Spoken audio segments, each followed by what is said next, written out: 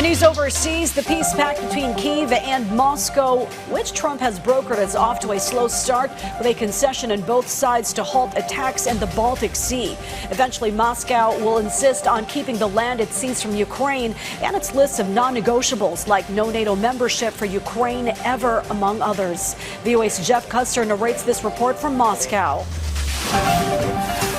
Moscow this week suffered the biggest Ukrainian drone attack since the start of the war, leaving at least 3 dead and 17 injured. Many Muscovites are trying to ignore the war, but many also hope that negotiations between the Kremlin and the new U.S. administration will soon bring a peace that Russians consider a victory. Officials say the goal is international recognition of the new borders that the Russian army has obtained by force. It is clear that there will be a bilateral settlement between us and Kyiv. It should be a peace treaty that will legalize the new borders of Russia and the post-Soviet borders of Ukraine. Many in Moscow are already celebrating the new geopolitical scenario before the conflict has ended. This is a real victory. You can open champagne. Also, it cannot be lost. Russia must continue the offensive because no one canceled the ambitions of the United States.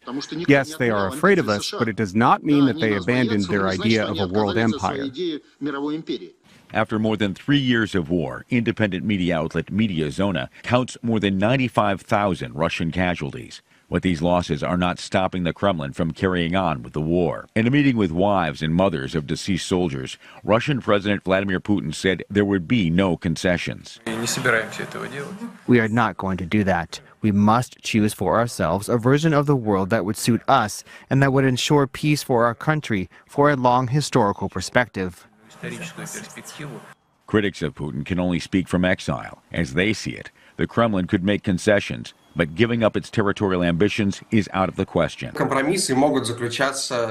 Compromises can be presented on some other issues related to how the Ukrainian security architecture will be formed after the war. Moscow wants to be a participant in the formation of this new Ukrainian security architecture and, in fact, to describe what can be done and what cannot be done. Russian officials are looking forward to a meeting with U.S. officials following the talks between U.S. and Ukrainian negotiating teams in Saudi Arabia. So far, there is no such gathering in sight. Jeff Custer, VOA News.